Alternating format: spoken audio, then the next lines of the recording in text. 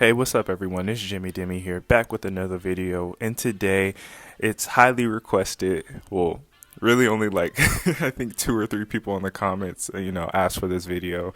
But I wanted to do something like this anyways. I want to show you guys pretty much a detailed breakdown of all my notes. Maybe not all of them, but for the good majority of it. And I just wanted to talk about no money spent a little bit further, just a little bit more in depth, just to let you guys know what I think is the best way to tackle it. So let's get into it. And quick disclaimer, and you'll see this when I show the notes as well, I don't do any glitches. I mainly just play the game. So if you're interested in glitches or whatnot, I didn't do any of that stuff. I play the game to learn the mechanics. I play the game to learn my animations and really just for the love of basketball. And even though I do not like 2K25, I don't like 2K24. Past 2 years have been really bad. Hopefully 2K26 kind of like bounces back, but I just love the hoop. I love basketball. I'm gonna be playing 2K pretty much for the rest of my life, unless I end up becoming a multi-millionaire and get to travel the world and all that stuff. I'll probably stop playing then. But who knows? But I say all this just to pretty much just stress to you that I'm not doing any glitches. So if you're looking for glitches, probably just hop off the video. Okay, so here's my notes. I'm just gonna be cut into really like the good parts, like the parts that I think probably makes the most sense in terms of the no money spent. And I think I kind of like honed everything in once I made my JaVale McGee build, also my Michael Porter Jr. build. I made them both at the same time, but I was mainly grinding the JaVale McGee build because I just wanted to make it inside big that I could play online with. And I don't know, I just thought it'd be fun. And sometimes playing with him is fun, but I kind of like my stretch big right now. But anywho, that's besides the point. But as you could kind of see, as the first day, I made the most amount of VC. And to be honest, you're not going to make 30,000 VC again. And kind of how I noted, and I put like the day, and I started September 4th. I think that was like early access or something like that. But I got 21,000. I put right there 21,500 of the above amount was not earned from playing the game. I think 5K was from pre-ordering the game, and then I think the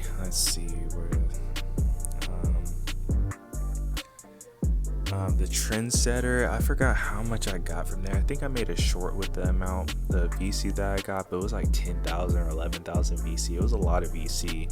And then I also played 8 hours roughly of actual gameplay. So 30,000 VC in one day is a lot. And to be honest, you're not going to be making that much per day. The actual amount that you'll be making per day is probably, or the amount that I would recommend people to make per day if you're trying to get your build from a 60 to an 85 overall in a decent amount of time. The number to aim for is 5K VC a day. If you can make 5K VC a day, that is actually really, really, I think, the least amount of stress. Yes, it does kind of give a little bit of a grind, but you could get your build from a 60 overall to an 85 overall in a season. So, and that's 42 days because 2K does their seasons in 6-week increments. So I don't think that's that bad. Especially right now, like, who wants to give 2K more money? The games is way past September. Like, I think the way to go is making that 5K a day. But let me show you the math, and then I'm gonna jump back to the notes and show you kind of like a step-by-step breakdown. Okay, so I just want to break down the math so you guys could see it, and then I'll show you the proof in my notes as well. So pretty much, if you, let's just say 200k VC allows you to get your build from to an 85 overall, starting from at a 60. And I did look at it, and it does cost around, when I looked at a build that I just kind of created, it was like 191 VC. So let's just take 200,000 as that's what will guarantee you to get from a 60 to an 85 overall. So if you actually do the 5k a day, how many days is that going to take to get to that 85 overall? 40 days. So like I said earlier, one season is actually 42 days. So that's 6 weeks, and that is playing every single day and making sure you get 5k a day. And that can seem like a lot of VC, but it might not be. And honestly, what I would recommend is just, I don't know, what's your new favorite show right now? What was that? Solo Leveling? Everyone's talking about that. Shit, you might like 90 Day Fiance.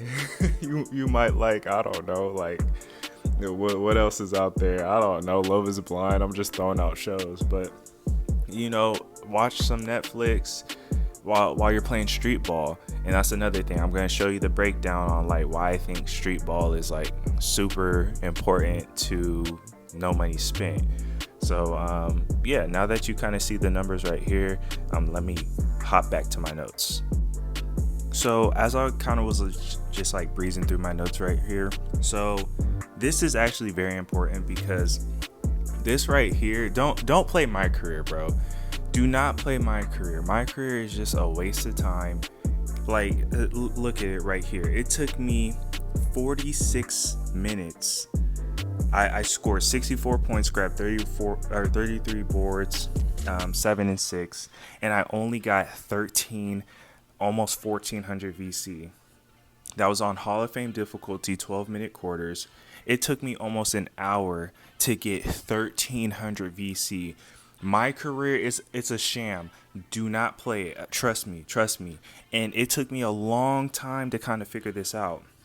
I think honestly this was back in, when was this? This was back in October. So October 1st. So the game has been out for a month. I'm grinding heavy. At this point I probably have 100 hours into the game. And yeah, it just wasn't worth it. But then right after here, it says took roughly 37 minutes to get around 3,000, more than 2 times the amount, from strictly playing streetball games. And then right here, I made 1,300 VC, 6-minute quarters, never doing more than in Hall of Fame 6-minute quarters. So I'm never playing more than 6-minute quarters ever again. Got 23 points, 24 rebounds, 5 assists. Makes no sense, right? And then I said 2,500 VC, 10 NBA games versus tough opponents. Okay, that must have been like a little task or whatnot that 2K had for me. But 401 VC for streetball, 402 VC for streetball. And honestly, man, that's what I would stress to anyone and everyone. If you're going to do this no money spent thing, please just do streetball. Of course, it's 2K25. This might change for next year. Hopefully, they improve it. But just don't waste your time. If you're playing my career, just stop. If you like playing, with your favorite NBA team and doing the whole dynasty thing, sure, whatever. But just strictly from a number standpoint, like, I already did the hard work for you. Stop playing my career. Okay, so day 44, this is October 18th. I decided to create 2 new builds. So that was my JaVale McGee build, as well as my Michael Porter Jr. build. So I had JaVale McGee. I got the dunk package. I got the dribble style. I spent, everything that I need just to get them to 70 overall. Oh, and that's another thing. Make sure your builds start at 70 overall. And to be honest, 60 is too low. I think you really get to feel I put this in my notes as well. I can't find it, but I think you get a really nice feel for the game starting at 70 overall. Like 60 is way too low. 60 is like it's blatant that 2K is just trying to get us to spend money. If you could just get past that hump, if you already have the VC, or you just like focus on grinding from 60 to 70, like just maybe start playing online at 70 overall. It's still kind of low, but still like 70 overall or higher. But I think the grind doesn't feel as bad starting at 70 overall. Maybe if you're a big, you could kind of get away with maybe like a 65 overall or something like that. But excuse me, I honestly think 70 is good. So that's why I was able to have enough VC. I had 106,000 VC, and I was able to make those 2 builds. And this is a turning point. That October 18th date was a turning point, because I said I'm not for grinding this JaVale McGee build. I'm not playing my career. I think I did like a few games or something like that, just because I just wanted to play 5v5 offline.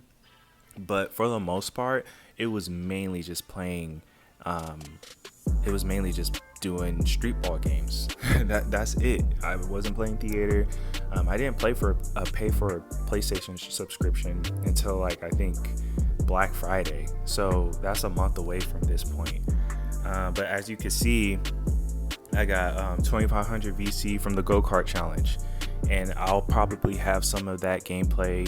You probably have already seen it, or it'll pop up later on in the video, or now, whenever. But every Friday, there's a go-kart challenge that you get 2,500 VC. If you don't know about it, it's over by the event center. It should pop up every single time you load in on a Friday. But go do that. That's an easy 2,500 VC. It's something to look forward to. The go-kart challenges aren't hard to pass. So that's 2,500 VC. Then a lot of times you get 500 VC for playing Chris Brickley, and then 500 for Art of Shooting. So just right there, that's 3,500 VC easy. So now you just need to make up the rest just by playing streetball and stuff. So, and then every single day you get daily streetball challenge. And back in 2K24, you would play the streetball challenge, and I think they ended up patching and fixing it, but what they would do is that you would just get flat 500 VC. 500 VC, that's it. Because before it, back in 2K24, you would get whatever you would earn for playing the game plus 500. And then they were just like, nope, we're just going to do 500 VC. But then they fixed it, and then now in 2K25, it's the same thing. So you play your game, like I got 365 VC, and then I got extra 500 for the daily streetball challenge. Pretty cool. And then it should stack per build. That's why you see it 2 times right there. So, but sometimes you don't get it, and I've mentioned this multiple times before. So, yeah, let me go to the next important part. And then we're almost finished here, because pretty much a lot of the note taking is kind of redundant, because I'm just really just doing kind of the same things in and out, and I'll summarize it again at the end of the video. But playing a lot of street ball. I'm showing you on October 31st, I was Halloween. I got 500 from the daily spin, a lot of VC from the trick or treat. Like, man, I came up. So I ended up getting like about 19,000 VC just from the trick or treat event. And then on top of that, I was doing daily street ball, Chris Brickley, and so on and so forth. But yeah, I mean, that was actually a really good day.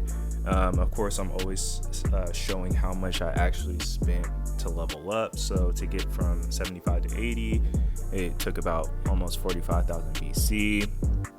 But then, like as you'll kind of see, gave up documenting VC for the day, because I was just like, you know, this is when I was starting to get bogged down a little bit. Let's see. Oh, this is what I want to show you right here, because I said, not going to lie, I feel very accomplished in 85 overall. And it's crazy that I have a 70 and 80 overall that I've been working on as well, even though it's been a lot of playing time to get here, and it took 234 hours and counting, which is absurd. I'm glad I haven't spent any money on VC.